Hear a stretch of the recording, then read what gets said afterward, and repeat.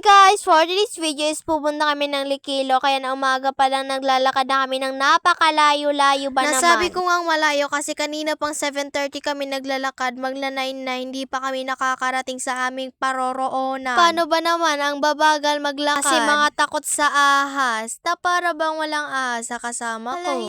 hindi. Joke lang po yun, hindi po kami ahas, tao po kami. Halata naman. Sa amin ngang paglalakad is may nakita kami dito magandang view, diba? Malabundok? Malabundok ba naman? Malamang bundok, hindi yan dagat. Pagpasensyahan nyo na nga po ako kung napaka-OA ko. Hala, humingi ng tawa.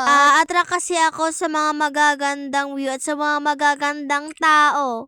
Hala. Hindi ko nga namamalayan na nandito na kami kaya it's finally nakarating din ng safe. Mapapa-thank you Lord ka na lang talaga. Pagdating nga po pala namin dito is nasaktuhan namin na nagluluto si Tita Emily ng karne. Ewan ko kung anong tawag dyan. Parang ako na lang gagawa ng pangalan para bang beef stick. O, diba? Napakaganda nga ng view dyan kaya kumain ako ng rinbi. Rinbi. Sa mga oras na yan is manguha kami ng mangga para kutkutin namin mamaya. Habang naglalakad nga ako dyan is natapil ako yung ate girl nyo. Hindi nyo ba napansin? Ito yun o, diba? Tinawanan pa nga ako dyan nila tita na pagkatapil ko at mga kasama kong pinsan. O, diba? Imbis na tulungan, tinawanan pa talaga. Bakit ba naman ako tutulungan? Is natapilok lang naman ako, hindi naman ako natumba. Ang pinsan ko nga po palang si Renz ang kumuha ng mangga para sa amin. O, diba? Mala prinsesa ang dating namin dyan. Diba? Hindi nyo carry. Magbibideo nga po pala ako dyan ng sunog na ang mukha. Paano ba naman hindi nag-sunscreen ang babaeng ito? Sunog na tuloy. Yung dating gatas, ngayon naging kape. Sa mga oras na yan, dyan kami sa may putik dadaan. O, diba? Wala kasing daanan dito. Dyan lang talaga yung pinaka madali.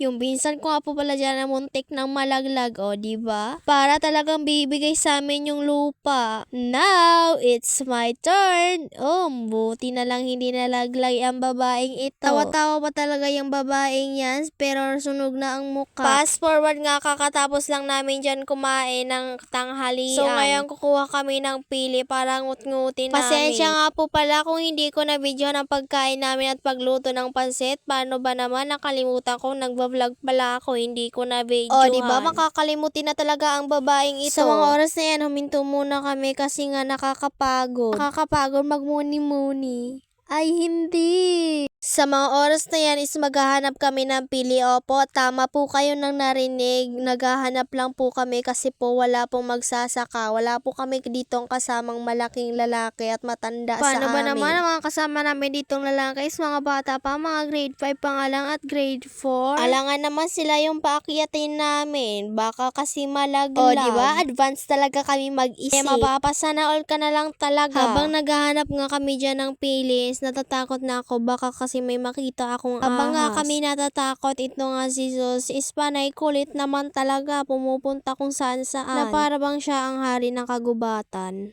Hala, hindi. Sa pagpupulot nga namin is napakarami na kaming nakuha. Ito, diba? Ang dami. Puno talaga ang isang basket. Hindi ko nga po pala namamalaya na patapos na nga po pala ang video natin. Kaya yun lang. Salamat. God bless. Thanks for watching. Mwah.